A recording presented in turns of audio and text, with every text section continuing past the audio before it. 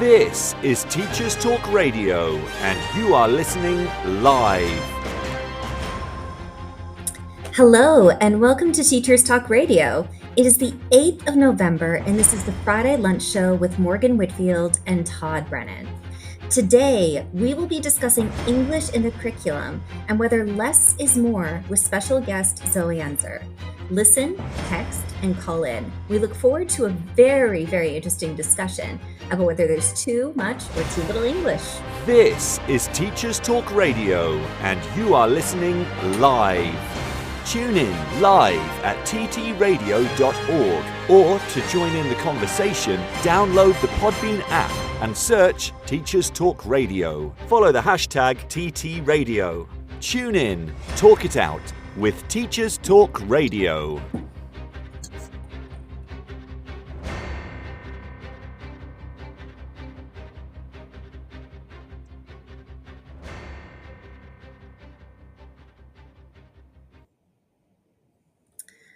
Hello, and welcome to Teachers Talk Radio. This is the Friday Lunchtime Show with Morgan Whitfield and Todd Brennan. How are you today, Todd? I'm great. How are you? Yeah, lovely. It's been a really nice Friday, very busy, but I'm really looking forward to this subject. I think that it's the perfect thing for you and I to talk about because you are an English specialist. I am a non-specialist. I think that there is a lot of ground that we can cover between the two of us when it comes to talking about, well, how much English there is in the curriculum. Yeah, definitely. And I think, Zoe's going to be joining us fairly shortly. She's going to pop in to kind of build on the article that inspired this conversation, which will be really nice. But absolutely, yeah. And I think English is probably quite a poorly understood subject by non-specialists as well, in a sense. So I think it's definitely rife for debate. And Zoe's post, I know, has kind of it's garnered a lot of interest and a lot of people still sort of debating some of the key points from it. So it should be really interesting today, actually. Yeah, I was actually doing a mind map about what we could discuss today, and I just could not believe how messy that mind map got so soon. So just curriculum, subject parity, disciplinary literacy, timetabling, data, student trajectories, English as discrete, or English as everywhere. Should we all be English teachers? Is English a priority that's edging other subjects out? There's a lot of discussion there that we could explore. But I thought that I thought that we could begin just with our own experience, because one thing I know is that I love reading, and it defined a lot of my childhood. And I think one of the reasons that I was able to navigate school the way I did as a student was because I had a love of reading, and English was one of my favorite subjects. And I saw it as kind of a gateway. So I remember being a not so successful student until one year I had one teacher who was an English teacher who opened my eyes to books that I previously hadn't been reading. And all of a sudden, it was like I couldn't put books down. Every single night, I read under the covers with a little flashlight as late as I possibly could. I devoured books. And they were a way for me to understand the world, the whole world. And as I grew older, it was a mixture of fiction and nonfiction. And that love of reading has really stuck with me. I am not an English teacher. I'm a geography teacher and a history specialist as well. But I do see reading as one of those ways to help students fall in love with learning. And I wonder what it's been like for you as an English teacher. Yeah, so probably fairly similar, although actually I think you're probably more of a voracious reader than I am. From some of our conversations, you seem to be reading fairly constantly, and much to my shame, I don't read as much as I think I should as an English teacher. I think there are some English teachers who actually read even less, which is quite worrying. But I probably read about a novel a term and a piece of nonfiction, or maybe two pieces of nonfiction, over the course of about a term, roughly. And I tend to read a lot of poetry as well in that time. I'll pick through anthologies and I'll pick them up and drop them down, and I fit them in where I can. So yeah, that's where I am currently with reading. But yeah, you certainly seem to be forever reading um, and obviously writing as well. But yeah, so my journey would be fairly similar actually. I was very much engaged with maths when I first entered secondary school. I had a crazy notion of wanting to go to Oxbridge to do maths. I have no idea where that came from. Nobody had encouraged that in me, and I wasn't particularly good at maths. I just found it very interesting. And then in about year nine, we had, and I mean this in the best possible way, she was an absolute lunatic. We weren't the top set, and she launched into Wuthering Heights, T.S. Eliot, and I think she did Much Ado. She might have done Taming of the Shrew, and I remember distinctly that it wasn't on the curriculum. And it was just kind of off her own back. She just kind of thought we would like it. And so she just set off on this mad journey. And no other class was doing it. And I remember thinking it was brilliant. I'd been a really big reader very young. I was an early reader and was very interested in books. Then I kind of, as a lot of teenage boys do, just sort of drifted away from it and would read footballers' biographies at most. But yeah, about 13, 14, Wuthering Heights. And I think we were a third set. I don't even think I was second set for English at that point. Wuthering Heights, and I just thought it was great. Absolutely phenomenal. I think I've told you this story before, but to the extent that at that sort of age, you start thinking about dating. Well, I was insistent I'd only date girls called Catherine. Because I thought this book was just brilliant. I was absolutely in love with it. And T.S. Eliot as well. It was so, I just felt really smart reading it. And I think that was kind of the starting point. I thought she was fantastic at explaining it and it was really engaging. And I felt really clever that we were doing it. So it was really challenging and I just loved it. And then in the following year, we had a teacher who actually she's now a head teacher and she's a fantastic head teacher, I'm told as well. But she would talk us through the poems and her interpretation, which is often not what you're told to do as an English teacher. But the way that she made these texts come alive, I would just then be thinking about them long into the evening. And that was probably the start of what would have been essentially a futile ambition to go to Cambridge or Oxford to do maths. And the start of me wanting to be an English teacher. But that was my school experience. But very similar to yourself, I was not especially identified as being super talented or being a natural English student. Far from it. But that was a real turning point and something where I became really excited about English. It's really funny listening to people's reading journeys because I think they're quite personal and intimate. What we read, and I think it's really funny when you talk about identity and the idea that if I could only imagine if I said I would only date boys named Darcy. But the way you intersperse and you talk about poetry all the time, you'll send me selections of text when we're discussing things, and I find that really fascinating. The other thing that it just kind of Sorry, just to interrupt you. They live in my head as little memorized chunks, and I say this to students all the time. There's something beautiful about memorizing poetry because then you have something beautiful with you at all times. But I do think, just to kind of pick up on something there, and this is totally tangential, and I know you love to stay on track, and I love my tangents, but I think it was key that it was Wuthering Heights when I look back on it. And I think about this a lot when I'm designing curriculums or thinking about how to use the curriculum that I'm working with. What is going to speak to these particular children? And that text with all the brooding anger really at that age really grabbed me and a lot of the other boys in the class. And I don't think it would be a go-to text for boys if you were trying to design a curriculum to engage boys, but it really did. So yeah, it is very personal, isn't it? And that was the start of me reading again. That was the real start point. Sorry to interrupt. I love a tangent. No, of course not. Yeah, I find that really interesting. I think that texts are powerful, and we kind of bring our own interpretation to them, which is why English is such an amazing subject. I was thinking back on my schooling, and English is one of those subjects that really stand out to me. But the other subject that really stood out to me, obviously, is geography. And geography was really fascinating because with English, you could fall in love with certain books and you were given text to interpret, and that was quite powerful. But for geography, what I remember reading a lot of that really shaped me as a human being, I think it shaped me and put me on the road that I'm on today. Was I learned how to read the news, and I read the news every single day. I was a political wonk. I loved to kind of learn about new places, and I found that this was a way for me to feel the pulse of the world. And also because I was a young teenager, I had this sense of kind of global citizenship. This idea that I should constantly be an activist, I should be changing things that I disagreed with, and I read a lot about the world, and I had to learn how to do that with a lot of criticality.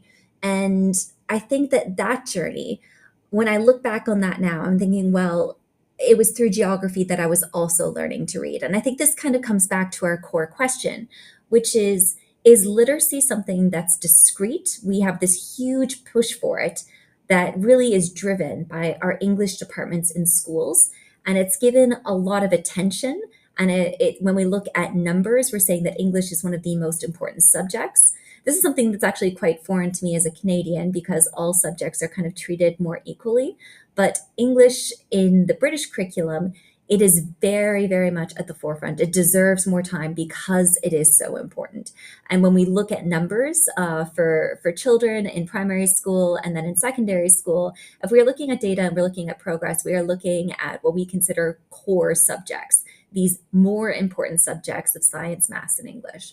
So I find that really, really interesting. So what are your immediate thoughts when it comes to literacy, its importance in the curriculum, and whether there is such a thing as English primacy? Yeah, so first of all, you Canadians and your strange ways of valuing things equally. Um, it is interesting though, isn't it? Because I think I definitely have a slightly different take on English, I think, than a lot of English teachers. There is a confusion about English and literacy. So the idea of English as a subject, it's often talked about as though what we are training students to do is to be literate, and that's the primary aim of the subject. And then on top of that, you have the focus GCSE is the English language GCSE for a number of schools. It's not supposed to be. There's supposed to be equality across those two GCSEs, but it just doesn't seem to be that way. And yet our good friend Cat 4, who you and I have total agreement of, and we won't talk about it too much today, but Cat 4 suggests, the data from Cat 4 and GCSEs suggests that English literature is a taught to subject, whereas English language is more an assessment of the child's. It's the correlation between Cat 4 and English language results is very, very close. They correlate very highly, which could suggest, sure, there's lots of ways of interpreting this data, but it could suggest that it's actually a reflection of the students' raw ability, if you like those types of terms, or if you prefer more broadly, their breadth of knowledge across a range of subjects. And so what we're going to get to with Zoe at some point, if I ever stop talking, is the idea that the way to improve English outcomes, that some schools believe, would be to increase the number of English lessons. Well, if their knowledge is so shallow that it's reduced to just that subject, you may well see the reverse effect, because I firmly believe, and I think there's data to support this from GL and other sources, that actually your English language results, they tend to be the ones that are the whole school's results. Because the text might well be, on the day, the unseen text might well be something completely unrelated to anything you've ever done in English, but might have a really close correlation to something that's been done in geography, say.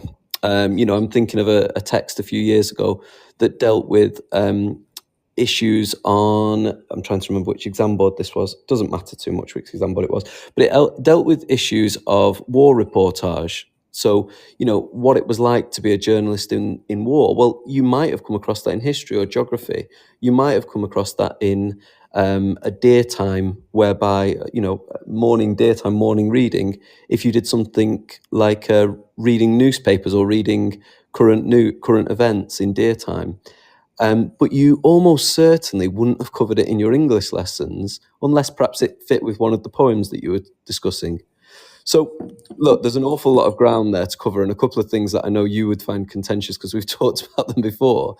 But the idea that the way to fix English is to do more of it perhaps misunderstands how we all, as a school, as a body of teachers, develop disciplinary literacy within our subjects, but also the broader literacy as well. I'm probably jumping around a lot here because there's so much to consider with this. And Zoe, I'm sure, will pick up on a few of these points later on. But yeah, this idea that English is where we do literacy is very, very odd. English as a subject much more resembles art appreciation or art criticism at times than it does discrete literacy lessons like you would have in primary school. How many threads did I open there, and how many did I close? No, there is a lot there that I find really, really fascinating. So much so, it's almost impossible to pick any one thread. But what I think we'll do is I would like to introduce Zoe. She's going to join us now. And then I kind of want to talk about what literacy is as opposed to what English is. And we can talk a little bit about how literacy fits into other subjects. But to begin, I'd really like to welcome Zoe. Zoe has been an English and drama teacher, a lead in a thriving department. She's been a senior leader. She's worked with schools developing curriculum as an evidence lead in education. All the while, she's been publishing stellar books, including her latest, the CPD curriculum, Creating Conditions for Growth. And currently, she is now a school improvement lead at a small and diverse multi-academy trust. We are so delighted to have Zoe join us today. Zoe, welcome to the Friday Lunchtime Show. Hello, can you hear me okay? Yeah, we I can hear you okay. Thank you for inviting me to come along. Always very keen to talk about anything to do with education. We're really lucky to have you. I think I wanted to talk about literacy in general, but to begin, you wrote an incredible article that we just both recently got into quite an intense discussion about English in the curriculum and how much time English has.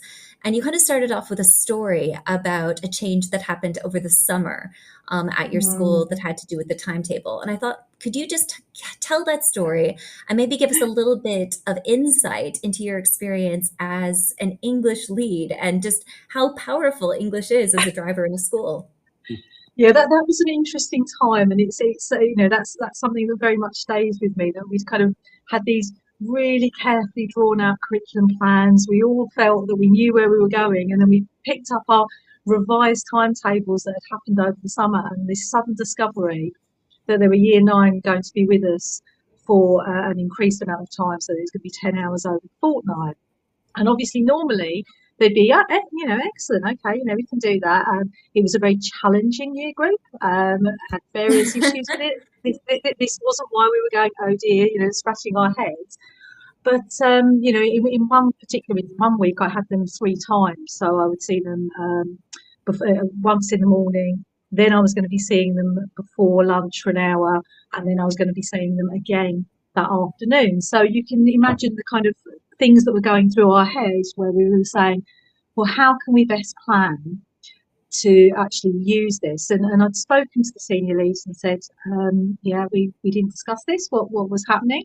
And from their rationale, they'd identified that this was a year group that had a lot of particular needs, particularly around literacy. And so their response had been, when they came together over the summer, was to say, well, we'll give some more time for English. I'm not entirely sure where they'd stolen that from on the timetable, or whether that formed part of their rationale. But they had decided that English was the place for these pupils to be. So obviously we went back to our curriculum plans. We tried to think what we could do with that planning. But I'm sorry to say, sometimes I think that what we were doing, for obvious reasons, was we ended up kind of treading water, filling time, not necessarily being able to think as proactively as we would have done. Certainly, as we would have done if we'd known about that a few months beforehand and could have really thought about what was going to be the right thing for those pupils. And I don't think I'm alone in that. And obviously, when I've visited lots and lots of schools over time, I know that there are some head of departments that have been in similar positions. There is often that discussion, and I think Todd had kind of mentioned this idea of literacy and English and where the two intersect and how much lands at the door of the English department to fix literacy issues, particularly with older pupils. And sometimes with the best will in the world, hardest working teachers still don't necessarily make the best use of that time. And the reasons for that are multiple. That's Yeah, and fascinating. I can't believe that you were given more time. I cannot imagine as a geography teacher given that sudden, because there would never be this idea of like, well, if we have more time, let's give it to geography. It would always be, well, what Yeah. core subjects do we need to bring up? And there's this idea that time will equal impact. And I find that really fascinating. When there are so many other ways to really impact literacy within a curriculum, which Mm. kind of gets to the heart of the idea that if we have disciplinary literacy, we teach to communicate in any discipline. And disciplinary literacy kind of prioritizes subject specificity over kind of general approaches. If you had that opportunity as a senior leader to take a look and timetable, what would you have done with those extra hours? How could they have been impactful? Or would you have just given staff more time to prepare? Because to be thrown in where you might have to just kind of pad out a few hours a Yeah. week in the curriculum, maybe have more reading, more library time, and you're not quite sure the impact. That seems quite tricky. It was indeed tricky. And I think, on reflection, and I'm always keen to reflect back at various experiences that I've had. I think it would have been really going back to what exactly are the issues that we're presenting in that year group, because some of it was around things like attendance for those pupils, and putting more English time on the curriculum wasn't going to suddenly mean that they were coming into school more often. Although in the main, my class, even though they saw a lot of me, quite liked English and quite liked me. But it wasn't suddenly going to start making those pupils come in. It wasn't going to address some of the behaviour issues, and it wasn't actually going to address where some of those issues had come from, things like low levels of reading and difficulties with writing. And so, really thinking about what those issues were and making sure that whatever time we had, they were getting the interventions that they needed and the precision teaching that they needed, and not necessarily saying, right, well, we can only do that in English. Some of that needed to go across the school. Some of those opportunities to practice their reading, to encounter new vocabulary, to see how writing could be crafted in different subjects, needed to go out across the school, as opposed to just saying, right, here you go, English, fix all of these issues over there together. That also puts a huge amount of pressure on English departments who already are under a microscope. Yeah. Yeah, I think that to be an English teacher and to lead an English department is one of the most stressful positions in a school. And you're also given the thrust to say, you need to fix this problem. And you might not have that much control over how literacy is developed across all subjects, when in fact they could be quite complementary when you kind of worked more collectively towards that. Todd, you were going to ask a few questions. Why don't you go ahead? I'll let your two English specialists discuss. No, well, I was just going to ask about whether there was a decrease in enjoyment of the subject, actually, because I can imagine, as much as I loved the subject, as much as I loved many subjects at school, if I'd been given, if I'd been given 10 periods of PE, as much as I loved sport and love sport, I'm not sure that would have actually increased my love of it. Yeah. It may have reduced it. Was that something you experienced, Zoe? I think, from a personal perspective, with me in my classroom, I didn't see that because, if I give you a little bit of context, as say that year group was quite a tricky year group. We'd thought of a few ways that we were going to address the issues. I ended up with a very large class, mixed ability, a very large class of about 32 pupils, some of them with quite a lot of needs, where we'd had to regroup in order to address some difficulties that were being faced in other classrooms already. So there'd been a change that had happened in that year group. And although that meant I had those pupils, I'd had them from the end of year 8, we built a really strong relationship, and yeah, okay, they'd roll their eyes at the idea that they had me yet again. But I don't think for those pupils, if they were here now, they might tell us something very different, but I don't think those pupils reduced their enjoyment in that classroom. The impact in other classrooms was different though. I had the luxury of being a senior leader, or not a senior leader, but, a senior member of staff in the school at that point. And I was kind of regarded as someone who knew how to manage things like behaviour and to know how to craft things in the classroom for those pupils. But there are other staff who really, really struggled, and their pupils really struggled with that. And, without sounding petulant, it really wasn't fair to kind of land that on them at the last minute. No, and I think that is absolutely fair enough to say. I don't think that's petulant at all. I think I can only think about how my team would have responded this time last year if that would have been dropped on us. It would have been, of course, there's an element of opportunity and excitement, and you try to see the positives, but you design your curriculum. I often think about doctors, with minimum effective dosage. They don't prescribe more medicine just to make the problem. They provide the correct dosage, and as minimal as possible, because actually there's an impact issue there, isn't there? And that analogy would break under duress when we're talking about English curriculum, but there's a correlation there, definitely. I personally would have been in the same position as you. Yeah, I'll be honest, able to make this work, but my role as a leader there would have been, how am I going to make sure this works for everyone else? How are we going to make this make sense? So we've talked about some of the problems with it, and the article that kind of sparks the conversation is the benefits of less, essentially. So what do you see those benefits as, Zoe? Because the start of the conversation actually was probably me reacting, going, less, how could we have less? We need more, it's amazing. English is the best subject. They need constant English. But, all jokes aside, what are those benefits? Because we all know your 3 lessons a day there doesn't sound ideal. So what are the benefits of less? I think the benefits of less is sharpening our thinking. And when I wrote this piece as well, obviously I had that year 9 class and that year 9 year in my head. But I've also, had the luxury of being into primary school, seeing some of the things that are happening there. And I did a follow-up conversation actually over on Blue Sky. And we were talking about the number of hours that primary school get for English. And I know we're looking at it through the secondary lens, but it can go up to as many as 14 hours a week that they have of English in primary school towards the end of their time there. And I know that's about the pressure of SATs and making sure that the pupils can get what they need right at the end. But I think it can lead to that lack of precision. You mentioned perhaps that time being used for us to plan and really think about how that time is being used. And actually that's where it starts to get more difficult. But if we've got that time to plan and make sure that we are precisely meeting those needs, that can make a huge difference. And we know that in terms of those people who are struggling, giving that time to provide them support and intervention and be able to work with them and to plan to be able to do that within our lessons can make a huge difference.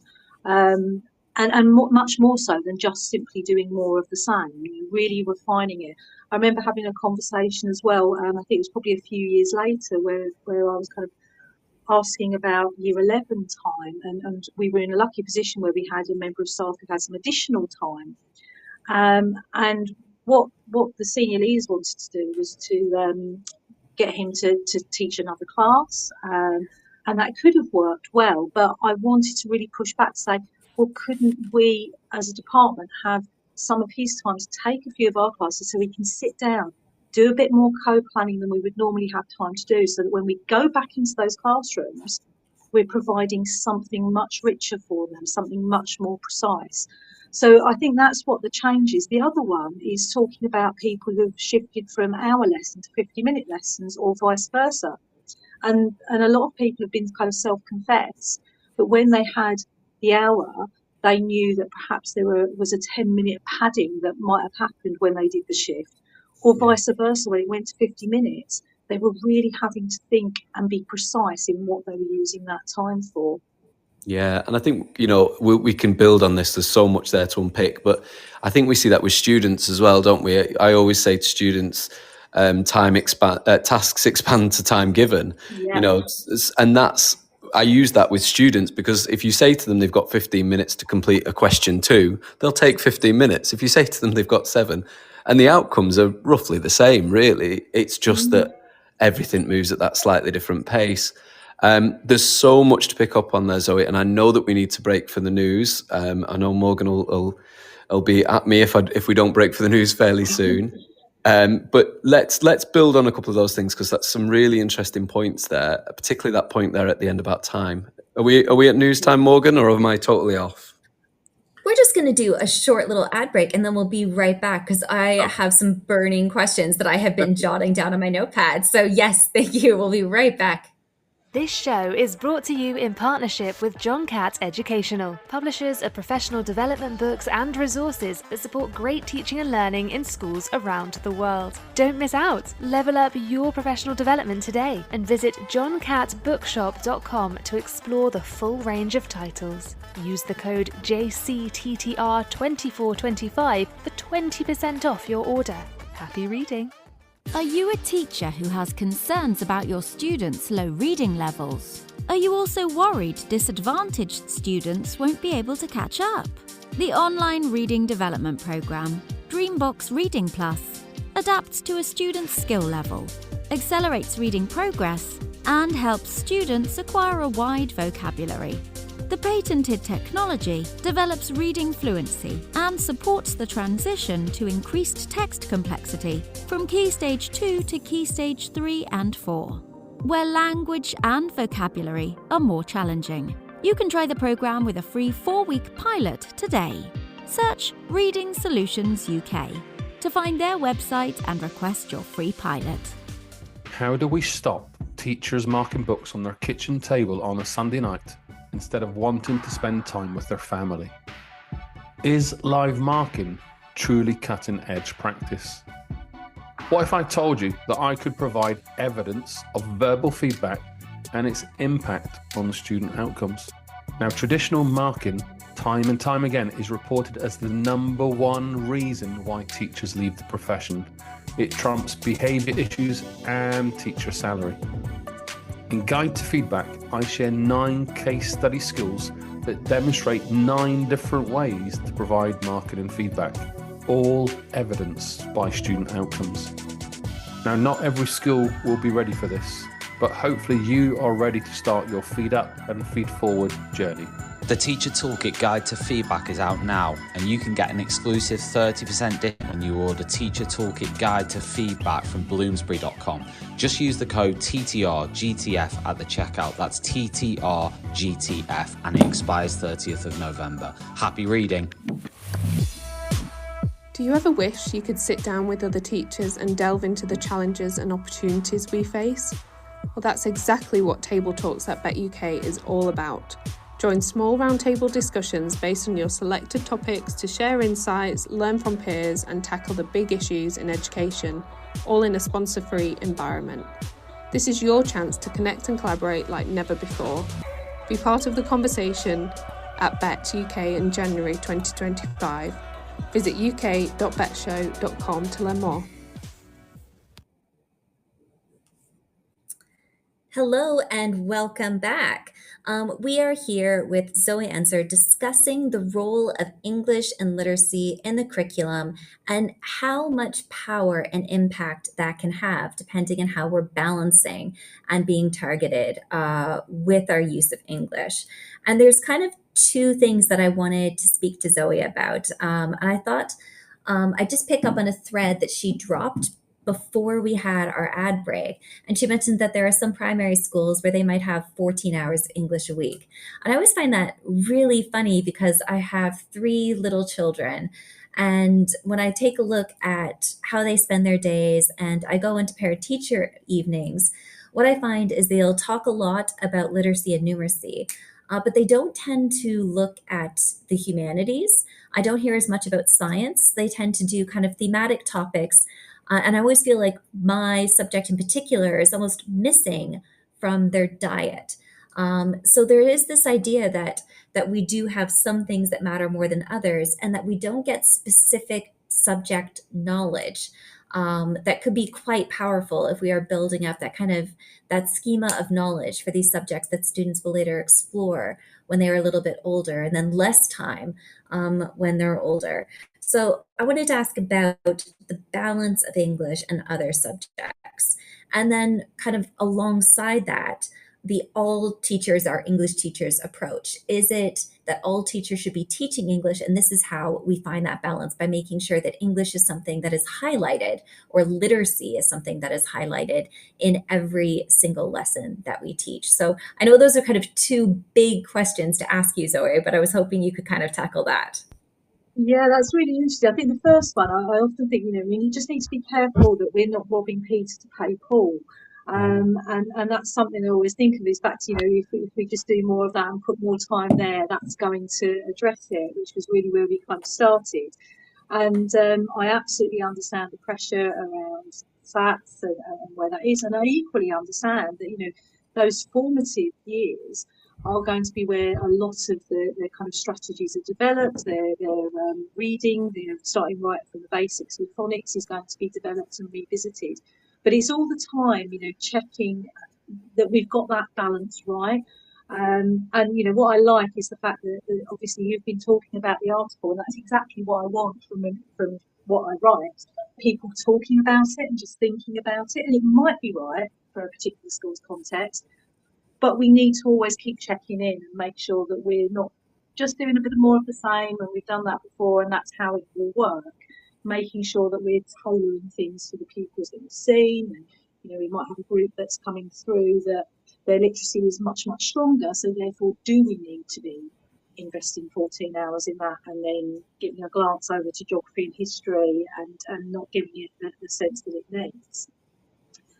The other question that you kind of asked there as part of that was kind of around the all teachers as teachers of literacy, and should we be teaching literacy? And I'm probably going to be a bit controversial there as well, because while I think that those subjects really enhance the knowledge, and we need to see how things work in a disciplinary way within those subjects, because what it means to write something in science is different to how we would be writing it in English, and that can be really tricky for the students to understand.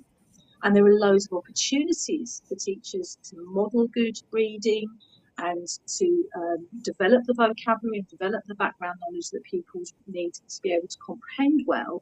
But we need to be careful that it doesn't then start to distort the subject, where the English starts to overtake what they're going to be learning in geography, or what they're going to be learning in history or science. So again, it's about reflecting, balancing, making sure there's authenticity in your subjects, but equally having the eye to, where have we got those opportunities and how are we making the most of them? Yeah, and I think that's really fascinating. Sorry, Todd. No, I was just going to say, just building on what you've said, I've certainly seen in recent years subjects like geography and history reading a lot less in lessons and using shortcuts such as videos and infographics, because they feel so much more squeezed. And in trying to then cover up put a band-aid essentially on the reading of the child in general, because there's those knowledge gaps aren't being filled elsewhere with reading in those subject areas. I think what happens is they revert more and more to infographics, to videos, to teacher explanations, where they probably, if they had that little bit more time, and Morgan, you're a geography teacher who could speak to this, would probably like to expose children to texts that are subject specific. So yeah, I've certainly seen that, Zoe, recently. But when you speak to those teachers, it is purely because their curriculum time is so squeezed. Absolutely. And I'm a big, sorry, I was just going to say, I'm a big fan. I'm going to do a shout out, Christine Council, and also Mike Hill. I was very lucky to go along to an event that they organised last year, and it was about storytelling in history and the power of stories within history curriculum, and really exposing pupils to these well-crafted stories, but it wasn't a case of literacy was taking on and taking over. It was the history was at the heart of that, and then those well-crafted stories were being built. But what it meant is that any lesson where the pupils were going in and they were taking that approach, they were seeing that reading modelled. They were having opportunities to see it being, practice it themselves and to come into the text and be reading that themselves. And so it was, for me, the kind of perfect marriage, really, of where the literacy development was kind of being reinforced, but without losing that focus on history. That's really fascinating. As someone who is also a history specialist, right before we started the show, Todd and I were talking, or we were texting each other, and we were talking about English, and he was making a joke about how important English is. And I said, well, history is English, except way fancier. And we were talking about Mary Myatt and Christine Council and the role of curriculum. And one of the things that really emerged in our discussion was the fact that storytelling is one of those things you can hook your mind into it. And it really, storytelling is a way to kind of engage students in a subject. And I think that when I tell a story in geography, I can see kids light up. And sometimes there's this push when we're talking about literacy to say that we want to give students chunks of large, complex, almost academic text for them to dissect, as opposed to stories that students actually relate to and can then enjoy. And I'm not sure if it's so much that these opportunities are being pushed out of our curriculum, but it feels like if we are pushed towards a curriculum that is not necessarily knowledge rich, but it's content rich, we have so much to cover in this amount of time. We want to make sure that we're creating those opportunities for depth and for stories, so that we're not just kind of pushing through a whole bunch of content and we're just giving keyword vocabulary, as opposed to a really rich article or a longer story to tell that is going to explain something extremely well in our subject or model a phenomenon that we would like students to understand. So there is a lot about kind of, well, we're going to bring literacy into the subject by having lots of keywords that students have to memorize. And this seems like a very superficial, tokenistic way of saying, well, we're bringing English or literacy into our subject. And I loved what you said, Zoe, about the idea of authenticity being really, really key. And there's something about being true to our subjects by making sure that we share the language of our subjects in that way. Absolutely, and we know stories are cognitively privileged. It was interesting though. Again, the weekend I was talking to a scientist, and he was pushing back about the notion of stories. He was saying that again, it could start to distort his subject if he was being asked to deliver something through stories.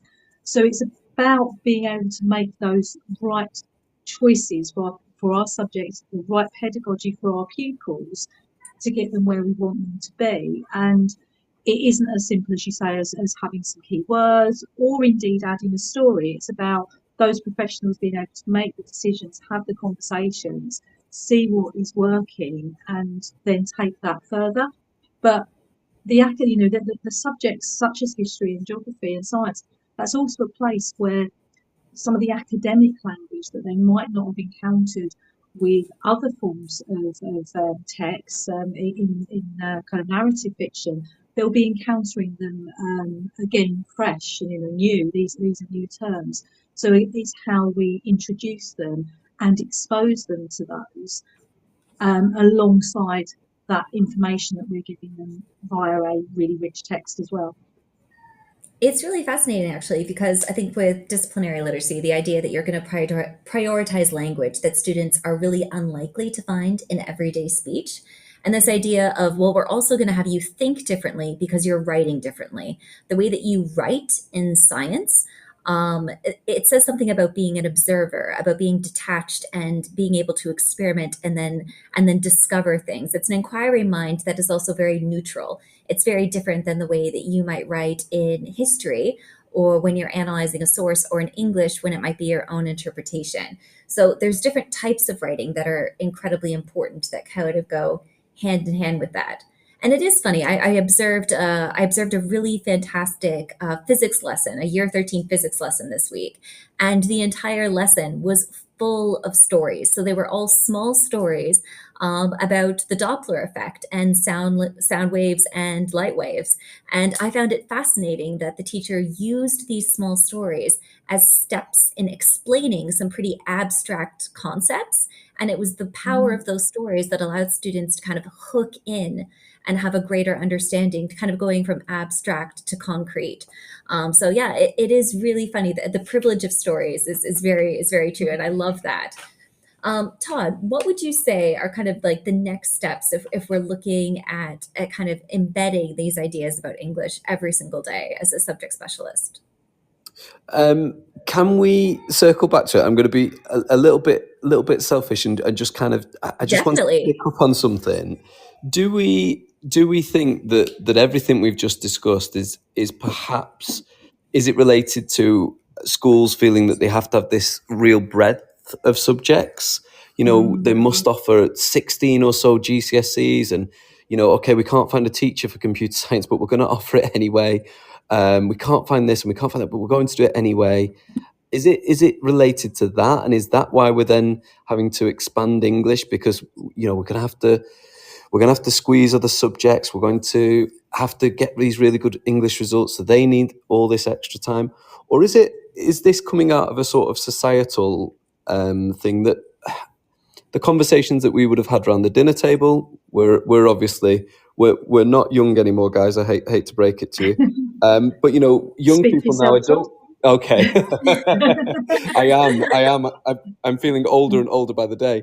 But you know, the classic dinner time conversations, I don't feel that they're as frequent. You know, when I speak to friends and when I speak to students.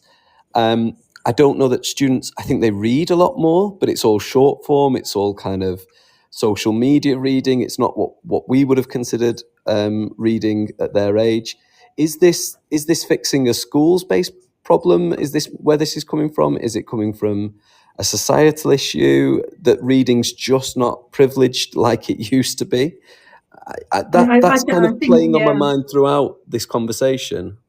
You're open to massive can of worms there. Sorry. I think it's fascinating. You could probably have about another dozen shows on this.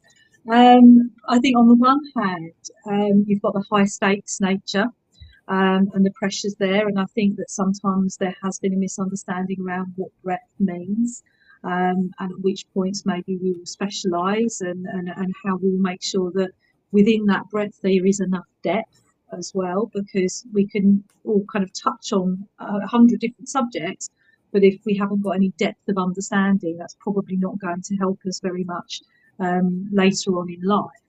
So I'm going to park that to one side, because I do think that relates back to that kind of high stakes nature of things and where that's come from. But the other question, I think, you know, that is really important. There was obviously the research that came out from the National Literacy Trust, and I've seen two pieces over the last few weeks. The most recent one being around the fact that, again, we've got a drop in the number of pupils who report reading or listening to stories for pleasure. And that came out just a few days ago.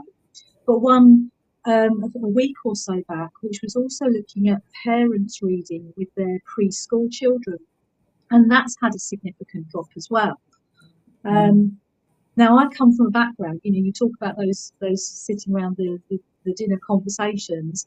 I actually never had an occasion where I sat with my whole family and had a conversation around the dinner table. That just wasn't how it worked in my family. So I kind of come from an angle where I you know, that's quite alien to me. It was something I thought was important for my son when he was growing up, and I always prioritised family dinner time and sitting together and talking, because it felt like it was something that mattered and I wanted to do, although I haven't experienced it myself. But I do think that we often run the risk of schools trying to pick up where aspects of our society have changed, our values have changed. Sometimes we're trying to force some of those values back in, and then we get into conflict with wider society about what that looks like. I again spoke to a young person this week who doesn't forget about reading stories. He doesn't watch films. So when you're trying to explain to them about narrative arcs, he hasn't got a frame of reference. And so I was sort of desperately scrabbling around with him to try and, you know, does he play computer games where there's a narrative arc that I can hook in? because that has changed. And so I do think that, as I say, I think you've probably got a couple of shows that you could do about both of those topics because they're biggies. Yeah, and I think you've touched on something there as well, is that there's a fundamental flaw in this idea that we're going to change, or at least even buffer aspects of society. The short form content thing, just as an isolated issue, no amount of let's have 100 English lessons a week, that's not going to suddenly drastically change society. But your angle there of, right, well, there's no way you're not exposed to narratives. I will work out where you're exposed to narratives and we'll go from there. He was giving me a tough time. I was really having to struggle with that one. Have you ever seen a Dolmio advert? Right. Okay. Yeah. But, potentially that's the thing. It's not, the solution is not more. And perhaps that's the essential error there. And that actually we're trying to fix something by just doing more of what we think should be the case when it just isn't. But no, that's just a recurring thought that I've had throughout this, is that there is definitely a reduction in the number of students reading into their teenage years. We've obviously had on Twitter this week, or X, as I can't call it, a huge amount of people discussing whether reading for pleasure should be the focus of English, or whether it's literacy, or, as is often the case, eventually someone sensible comes forth with a middle ground. I'm trying to remember who it was, and I just was finally someone sensible. But we are trying to solve a problem that is probably beyond us with methods that are almost certainly not the right ones. So sorry to kind of, as usual, derailed, but it just kept reoccurring to me that was probably where it was coming from. And I think, although you say derailed, I think it is a point. And I kind of mentioned things like library lessons, and, I love the library. I love reading. It was a kind of a sanctuary for me. And I was listening to it when you were talking at the beginning, and it's something that I know that you also have enjoyed in your school years, and we've come out of it in that direction. But sometimes when we've got those library lessons, we know that they're not being used as effectively as they could be, and pupils won't catch the love of reading through osmosis just by being in the, we want them to access books and have the access to books should they want to. And then when we start bringing in language of love and enjoy, we have to think, what can we control? What is it that's within our gift to be able to do for these young people? We can teach them to read really well. We can give them those opportunities to access the books. We can talk to them about the things that we've loved, and Wuthering Heights and all of those things if we wish to. But we can't necessarily control what they walk away. They're not going to walk away clutching books to their chests and sighing and saying how wonderful it is. And that doesn't mean that we've failed. And I think, that's the problem, isn't it? If we chase those things, then we end up feeling that we haven't been as successful as we want to be, as well as trying to measure things that are quite immeasurable. Yeah, exactly. And I think every human being, because of the privilege of stories that you've talked about before, every human being has a type of reading that they will inevitably love. For me, it's a bit like talking about eating. Oh, I don't like reading, sir. It's a bit, to me, I always think no one would say they don't like eating. I was like, well, you just haven't met the right book yet.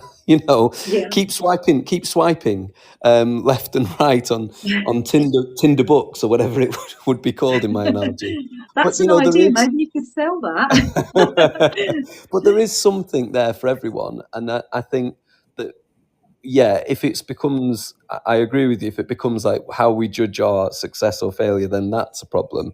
But it was Barbara Blenheim, I think, who eventually kind of appeared, and I thought that was the thing I was thinking too, with a kind of reasonable, well, it's both, isn't it? Because one leads to the other, leads to another.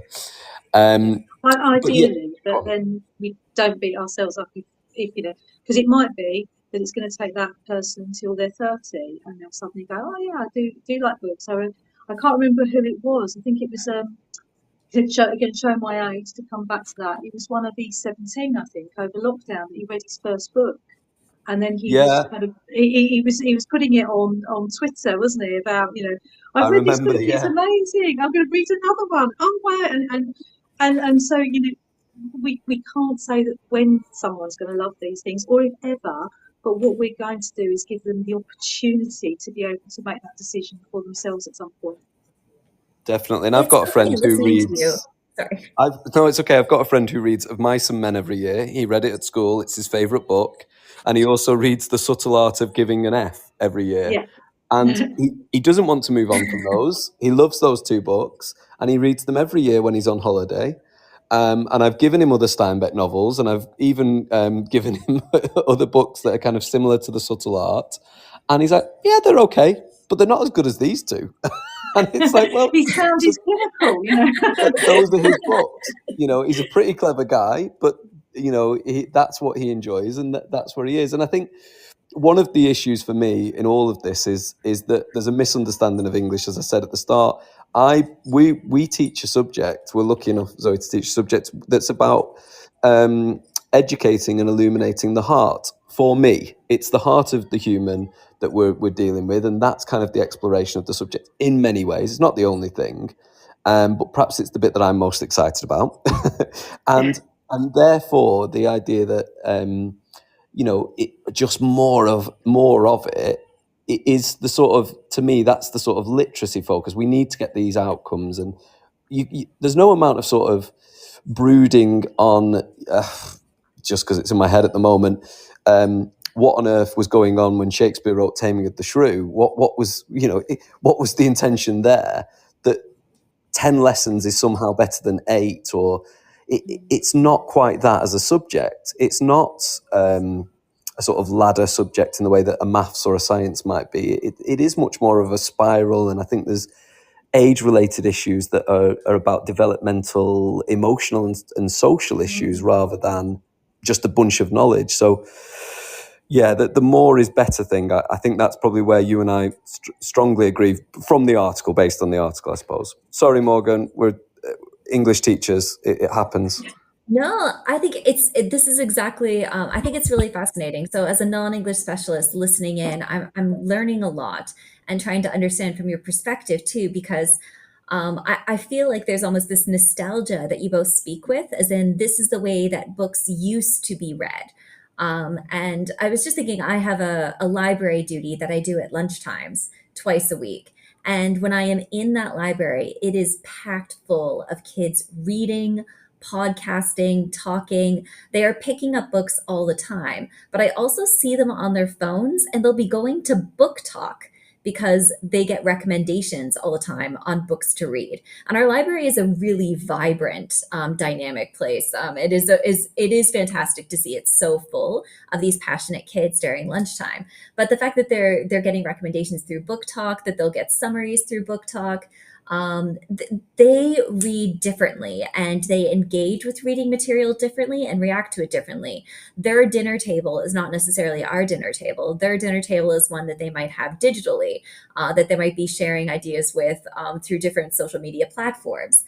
So there's something really, really interesting there with how students engage in reading, even when they say they're not readers. And I think what I also find really interesting is, if you were to ask me one of the most important things about reading, I would say that media literacy is the most important thing, that we need students who know how to interrogate literacy. They need to know how to interrogate media. They need to ask the right questions about the veracity of it, about its provenance, whether the difference between fact and fiction. I think these things are really, really important because they are engaging and reading things all the time, but not perhaps looking at the intention behind it. So this seems especially pertinent, maybe perhaps this week, but I think media literacy is really important, that we have that, and it's not just embedded, let's say, in English, but in other subject as well, because that is how they are reading, and it's not more or less valuable than the way that we've read and engaged with materials in the past. So I'm just gonna do a quick break. If you guys don't mind, we'll do the news. Zoe, are you able to stay with us after the news? I think I'm going to have to head off, I'm afraid, but it's been absolutely fascinating talking to you both, and it's been a real pleasure as well. So thank you for inviting me. No, and It's thank you, so. Zoe, Do you for have any sharing. closing thoughts? Um, I've got 100 thoughts swirling around my head at the moment to kind of go away and think about from our discussion. But no, I just, as I said earlier, anything that I write, if it kind of gives people those opportunities to discuss, reflect, say to me, oh, actually, no, you're talking nonsense, Zoe, that isn't what's going to work. Then that's great from my point of view. And just a flag as well from the other end of the scale, I have been in discussion with a head of English, not as part of my scores, but a head of English that I've known for a while, and she gets 4 hours a fortnight. So she is completely the Whoa. other end of the scale and much more kind of akin to what you might be getting in geography or history or something like that. And that's from year 7 onwards. So With Wow. two that's probably something GCSEs. for us to reflect upon there. Wow. 2 GCSEs in 4 hours. Wow. What pressure on the And, kids? What pressure she's on the teachers? doing Yeah. okay, but she would definitely like more. I'm not Yeah. surprised. That's amazing. I will I leave you think with that jaw dropper then. yes. No, thank you so much, Zoe. I think I've learned so much. I'm going to keep reading your work. I recommend that others do as well because you are always thought-provoking and insightful. So, yeah, thank you so much for sharing today. And you've opened my eyes. So, thank you so much. Thank you, Zoe. Take And care. good to drop with a bomb as well. That was a big bomb at the end. Take care. Bye. Bye. Bye. Listeners, please stay with us. We're just going to have the news. So this is the news for the week of November 3rd to the 8th. This show is brought to you in partnership with John Catt Educational, publishers of professional development books and resources that support great teaching and learning in schools around the world. Don't miss out. Level up your professional development today and visit johncattbookshop.com to explore the full range of titles. Use the code JCTTR2425 for 20% off your order. Happy reading. Do you ever wish you could sit down with other teachers and delve into the challenges and opportunities we face? Well, that's exactly what Table Talks at BetUK is all about. Join small roundtable discussions based on your selected topics to share insights, learn from peers, and tackle the big issues in education, all in a sponsor-free environment. This is your chance to connect and collaborate like never before. Be part of the conversation at BetUK in January 2025. Visit uk.betshow.com to learn more. This is Teachers Talk Radio, and this is Teachers Talk Radio News.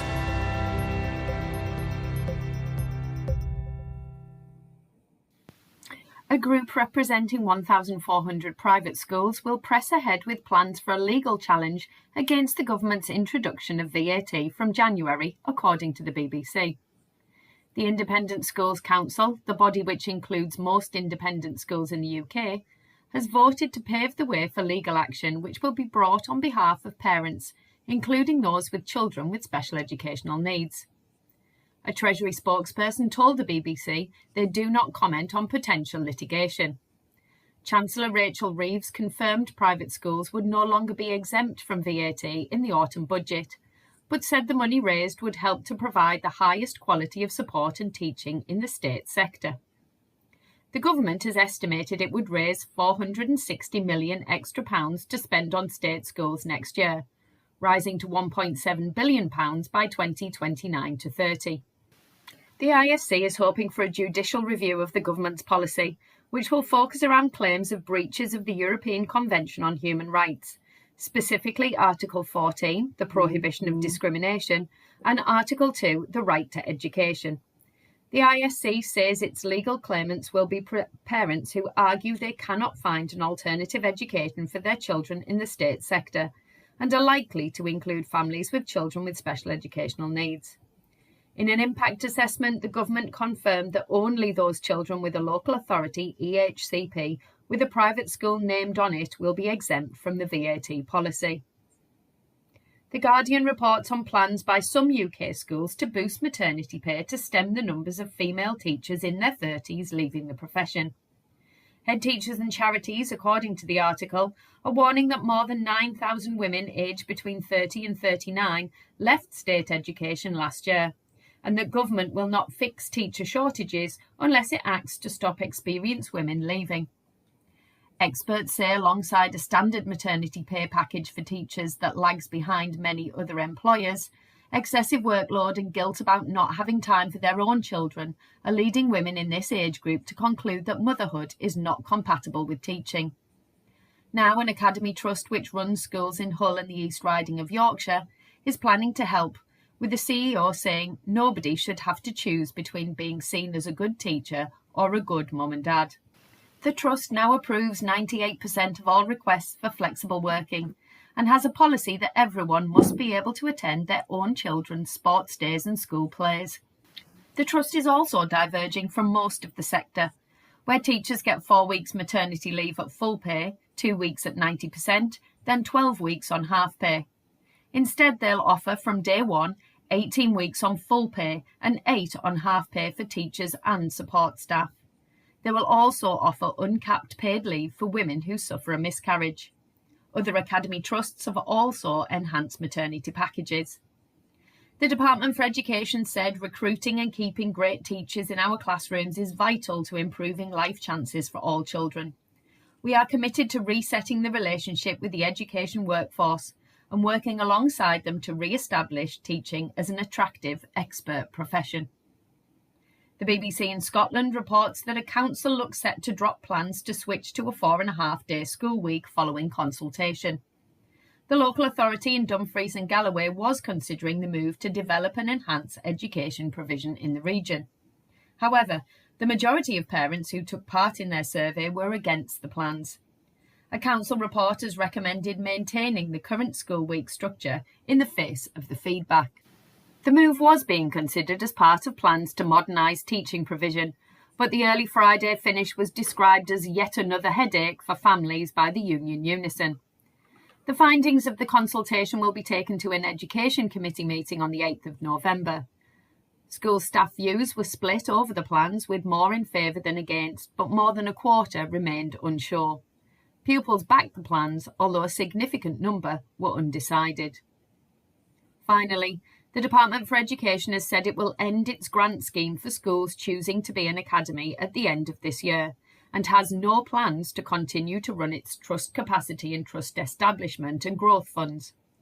According to the report in Schools Week, trusts waiting to hear about capacity and growth funding bids for this summer's funding round have also been told no cash will be handed out. The government's upcoming Children's Wellbeing Bill will seek to bring the two parts of the sector closer together, requiring academies to follow the national curriculum and cooperate with councils on admissions and pupil place planning. The Confederation of School Trusts said the decisions would make it much more difficult for trusts to support maintained schools that need help. Further details of the story can be found on the Schools Week website. This has been your Teachers Talk Radio News with Jo Fox. Hello and welcome back. This is the Friday Lunch Show with Morgan and Todd. And today we are discussing English and its role within the curriculum, whether it is too big or too small or just right. Todd, it has been really amazing speaking with Zoe. And I was just wondering, we had so much to say. Would you like to kind of pick up some of the threads that Zoe kind of dropped? What were your impressions about some of the thoughts that she had about English's role, and especially her article on how English can actually be given too much time in our curriculums? Yeah, well, there was so much that she said that we could pick up on. I think one of the fantastic things, she alluded to this, is when you write an article like that and it goes out, it's the feedback you get that actually makes you question certain things and makes you consider certain things. And she said something really simple when speaking about that young man who didn't watch films and didn't read books, that, you know, that I probably hadn't considered, which is, well, what are you going to do about that? You can't just keep hammering away and say, well, no, you will need to like books. You will need to like books. So that was really interesting to me, because I do think increasingly your vision there of the library, the buzzing, busy library, I recognise that too. I've definitely worked in environments where that was the case. And, you kind of want to bottle that magic and spread it around the world. But what she's talked about there was the controlling the controllables, which of course is is extremely sensible. And as students have this sort of narrowing scope of interest with, algorithm-based short-form content, not all students, but that's certainly a growing problem. Well, then what? What do you do? And one of the things I enjoy about my subject, I joked about feeling old before, is that you have to stay current. You have to stay invested in their culture and their context, so that you can understand their reference points, understand their sort of schema, if you like, and build outwards from there. And sometimes, I think probably like everybody, I'm guilty of the golden hammer problem. That to the man with the golden hammer, everything is a nail. And Zoe's small comment there actually really set me thinking about things I hadn't thought about previously, about how to deal with that narrowing scope of algorithmic interests, and also what to do about the sort of lack of reading. And a problem I haven't seen, but doesn't surprise me, is lack of even engagement with long narrative structural forms. So that was really interesting to me, just to name one. We spoke a lot about the pressures for results in other subjects and in English. And I do think, just to double down on something, I think we hear, I'm sure I'm not the only one to have ever heard this, but I've heard science teachers, not necessarily in the school I'm in now, because I'm very new to that school, but in other schools, I've heard science teachers say, yeah, we're just going to cover that content because we've got to get it through the curriculum, but we just don't have time. So what they're going to do is do a single lesson on it and say, well, at least I've ticked the box.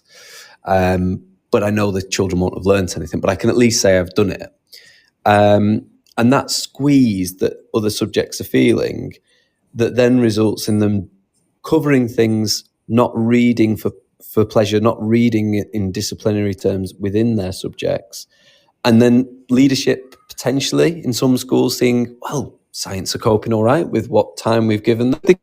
If we can reduce that further, and the more and more that goes on, that cycle, that vicious cycle, potentially the more students of not just the pleasure of reading in English, but the pleasure of actually being involved in the disciplinary conversations within those subject areas. So that was something that really set me off thinking, was that coverage issue as well.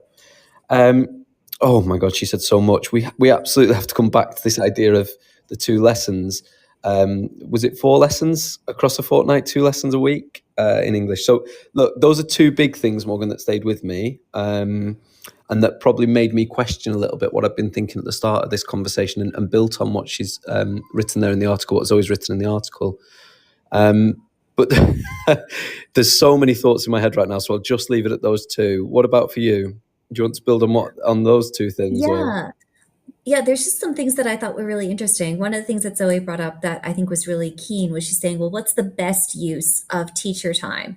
And a lot of the time that is planning so that you have more impact in those lessons. So giving teachers time to plan impactful lessons. And that doesn't mean that your lesson planning right now isn't amazing. It means that the context of the students that you teach change from year to year. And so the way that you target students, or you use teachers strategically for interventions, can be really, really important. And I think as senior leadership, it's not so much saying, well, I'm just going to give more time. That seems like such an easy way to say, you've been given this gift to solve the problem, so the problem will be solved. But it really is about how to target interventions and think about which students at the tail end really need to be uplifted. And I think that's really important. I think there's also an entire thread that could be picked up when we talk about students and how they read. I ran into a friend from high school a few years ago, and we were talking about favorite books. And she just said, oh, yes, I read that, but it was an audiobook, so I didn't really read it. And I remember saying to her, no, you've read the book. Just because you have taken this book in a different format, that doesn't mean you haven't read the book. And she was saying that when she was in high school, she never felt like she was a reader because she was dyslexic. And so when she's reading audiobooks now, for her, it feels like a false form of reading. And I found that so interesting, that was her interpretation. And I'm wondering, in terms of other disciplines, when I say, here's additional reading to my geography students, I'm giving them a podcast to listen to, for instance, because there's so many great podcasts that will really kind of allow a student to learn more about that subject's language, to get hooked into those stories, to hear an academic view on what we're learning, and to kind of give it more real world context. So it is really interesting when we think about, well, what does reading look like in other subjects, and what are the different vehicles for reading that we now have at our fingertips?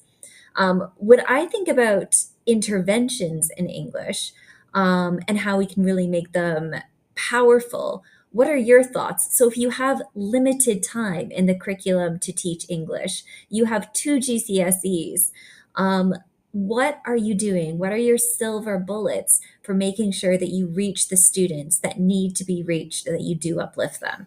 Well, I mean, the first thing there is obviously you're at the stage of intervention. So whatever you're doing in the intervention stage is going to have to be a little different than what you've done in the initial stage. Else, I mean, that is literally the definition of madness, which comes back to our issue of time, doesn't it? So I think that particularly with English, you don't have, there isn't for many students a very clear way of revising. So for me, that's one of the fundamental problems to address with students is, what does revision look like in this particular subject? Now, maybe that's a problem. I've never taught another subject, certainly not in an examined way. I've picked up bits of PSHE and whatever it's called in different schools, SME and ESM and all the other names for these things, but never an examined subject that wasn't my own. So maybe that's a problem across all subject areas, but it feels like a particular one in English. And simply reading more, which is the classic sort of parents' evening feedback from an English teacher. Yeah, you should read more. It really isn't sufficient, because it isn't just that they should read more, although that would help. It's when you're talking about intervention in terms of exams, a whole variety of things could support growth in that subject area. But just bring me back to the thread of the question, Morgan. What would I do with that extra time? Or how would you, when we get to the stage of intervention, like, it's really about how do we have impact for those students at the tail end? How do we bring them up? And it's the simple answer is not just more time. There's got to be something that is a silver bullet, that is stronger than just saying, here, read more, and I'm going to talk to you more. What are the go-to interventions to make sure that if we're not given that time, we can still be impactful and help those students? Well, I'll give you 2, and obviously this will be disagreed with by others, but that's okay. In terms of the English language exam, as it is in the GCSE and the IGCSE, this is probably going to be listened to more internationally than in the UK. The thing for me is breadth of reading and just exposure to a variety of different topics, particularly non-fiction.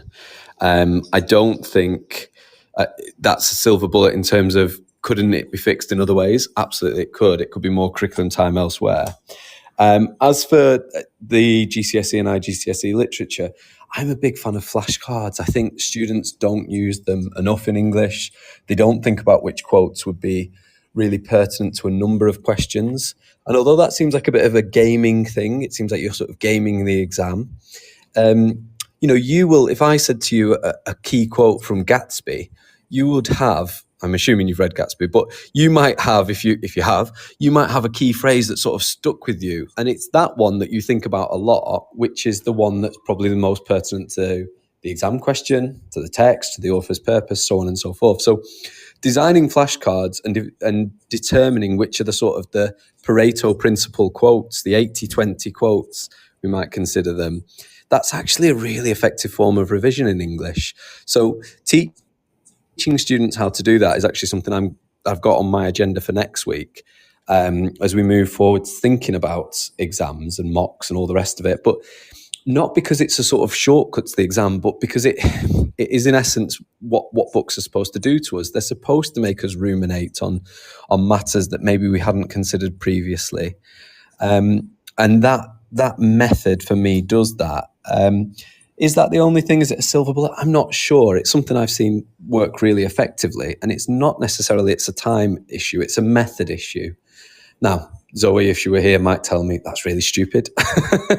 She might have an even better solution, but those would be my two go-tos personally. I don't think we have children read enough nonfiction in general in schools, and that does limit their breadth of knowledge. And English, we have this debate constantly about skills and knowledge, and sometimes I think it's a definitional issue. But English, surprisingly to a lot of people, is a huge knowledge base is often the benefit. And students with a really broad knowledge of the world and a variety of subjects tend to do very, very well in English, in my experience. Now, I'm a sample size of one there, but the more they read, for instance, if you're given a baseball text and you know a lot about baseball, you're going to do better than I am because I know nothing about baseball. It's just rounders, isn't it? What's baseball? I don't have a clue. So yeah, non-fiction reading and flashcards of key quotes that fit with a variety of themes, for me is the sort of the English silver bullets in terms of intervention. Well, I have a few thoughts about that because I think that is really interesting. That you would kind of look at select pieces and quotes like that. I think that's a really great silver bullet, actually. Why don't we come back with our closing thoughts? We just have our very last ad break. This show is brought to you in partnership with John Catt Educational, publishers of professional development books and resources that support great teaching and learning in schools around the world. Don't miss out. Level up your professional development today and visit johncattbookshop.com to explore the full range of titles. Use the code JCTTR2425 for 20% off your order. Happy reading. Do you ever wish you could sit down with other teachers and delve into the challenges and opportunities we face? Well, that's exactly what Table Talks at BetUK is all about. Join small roundtable discussions based on your selected topics to share insights, learn from peers, and tackle the big issues in education, all in a sponsor-free environment. This is your chance to connect and collaborate like never before. Be part of the conversation at BetUK in January 2025. Visit uk.betshow.com to learn more. And welcome back. We're just coming to the end. We have about 10 minutes left in the show. And Todd, there was so much there that you discussed that really kind of it triggered my own love of English when I was studying it. And the idea, for instance, that there would be a phrase or a quote that I would read that would haunt me. And it would be a turn of phrase or a use of language, a metaphor, an analogy that would just capture something in my mind. And I would come back to it again and again. And I think it's not so much that we're teaching students, okay, this is how you study for an exam, but it's how to look at language and how those things, they haunt us for a reason. How it becomes part of the fabric of how we then interpret the world and how we speak and think. So the vocabulary that I use, it shapes the way I see the world. And when I'm exposed to more vocabulary, it's a powerful way for me to communicate. And I think we can communicate in different disciplines because we are given the tools of that discipline to communicate with when we're given disciplinary vocabulary. But I think it's also empowering for us to look at reading across all of these different subjects. In English itself, when we create lifelong readers, we're creating like lifelong interrogators or consumers of learning. So there's something so powerful about that. When I think about students who are coming in who have a disadvantage because English might be their second language, we have students with additional learning needs. How are we opening doors for them in the same way? Because I think a lot of our interventions are targeted in English at reaching those students. And when we open doors for them in English, we open doors for them in almost every single other subject as well.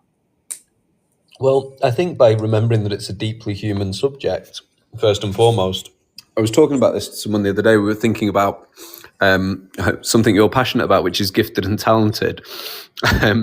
And, we could diverge very sharply there. But I was saying that in English, it's often not the students who you would normally identify by the sort of Stenine nines. It's the students who've seen a lot of things, and sometimes some of that's quite sad, and they've had some experiences that you wish they hadn't. And you don't often get students passing English as a subject age 6 or 7 like you do maths. Very rarely will a student pass English age 6. I'm not sure it's ever happened, or if it hasn't made the news in the way maths does. Now, you could say that's because nobody values it really. And maybe so, right? Maybe they just really value people passing maths, but not English. But the students that you're talking about there's nothing in being an EAL student or being a student with a learning difficulty that suggests, an EHCP that suggests that they wouldn't be a really good English student if it was just approached in the right way for them. In fact, I'd possibly suggest that for people with dyslexia or another difficulty, that it seems to me, in my, again, sample size of 1, in my experience, that those students understand the subject sometimes even better than your classic sort of Stenine 9, your 120 and aboves, in Cat 4 terms, because they've had some really challenging experiences of trying to get through a day when everything hurts. Everything hurts. Everything I have to do all day is related to a difficulty that I have, and nobody's helping me. Most students before a diagnosis have that experience. And so they're very able then to empathize in ways that other students just aren't, because they haven't had those experiences. I did my PGC with a young man who told me he'd never failed at anything and never found anything hard. And I just thought, poor you, that must be awful. He was presenting it as a good thing. But for me, I just thought, that must be awful to have never found anything difficult. So I would say for those students, rethink how we're approaching it, particularly with literature, maybe less so with the English language GCSE, but are we to think that their difficulty is that they don't understand human nature, that they don't understand a variety of characters in the world, and that they can't then make connections across text?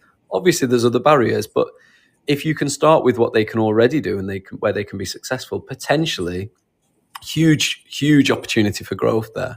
Does that get to your question, Morgan? I'm passionate here, and I go off on tangents even more so when I'm passionate. No, I think that's fascinating. Zoe actually wrote in and she said, learning about super quotes, they cross over a number of themes and make connections. And I think that's exactly it. And I was just thinking about the future of English in education and how you kind of envision this.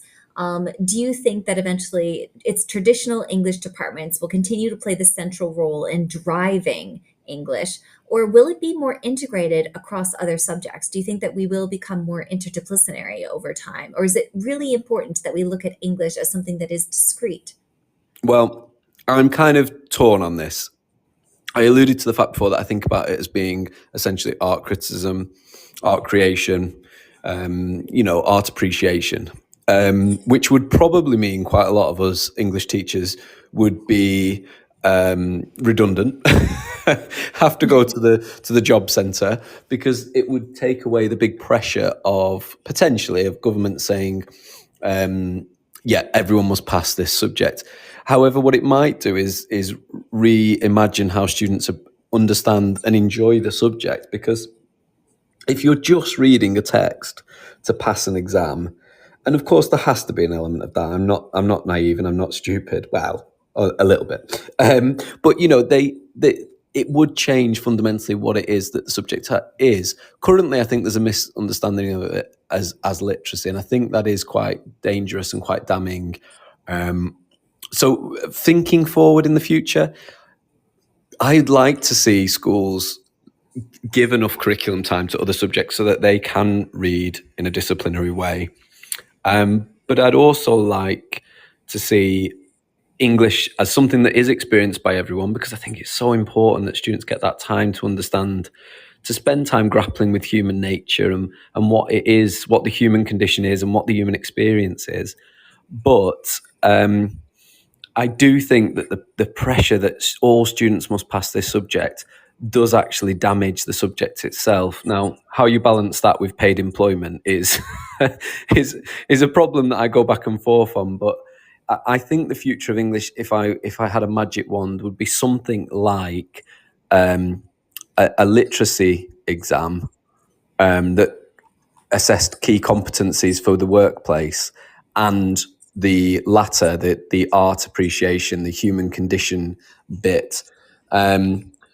But I mean, I'm a bit John Lennon Imagine there, aren't I? That's a little bit Imagine No Borders and all the rest of it. But something like that would be the ideal future, I think.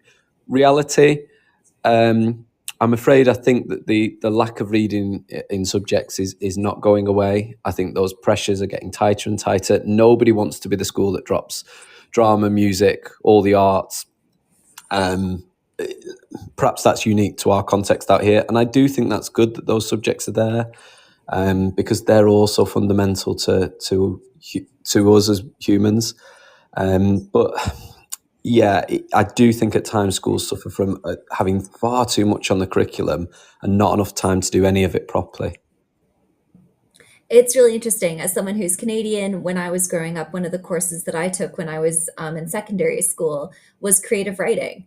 And it was one that I loved, and it did allow me that really creative outlet. And it's really funny to me that there's not an equivalence in English to be a creator as well as a consumer. And I think there are opportunities, but I think the way that we have terminal exams, they're really constraining perhaps the English curriculum as well. Yeah. But I think that is probably another show, and we have come to the end of our time today. I think that what I can say is that I come out of this show wanting to make my students readers because I love reading, and it was the gateway to all learning. And I think that's one of the things that as a teacher, I always want to impart. And that's why English is so precious, and why interrogating those texts and being a reader is so important. Yeah, and creative writing, I'd love to do that as another show, Morgan. That would be a phenomenal one. I'm sure there'd be lots Why of don't we teachers wanting to jump in Let's on that. definitely put that on the docket. Okay, I'm putting it Sorted. down next time. Yeah, we will put that on one of our topics that we will get to this year. But thank you so much, Todd. It's been such a lovely time discussing these things. And yeah, I hope that everyone has an amazing weekend. And thank you again to Zoe, because Zoe really set me off thinking. I'm sure set loads of people off thinking, and the article itself was fantastic. So thank you again, Zoe. Yeah. Thank you, Zoe. She is wonderful. Have a great weekend, everyone. You too, Morgan. Have a great weekend, everyone.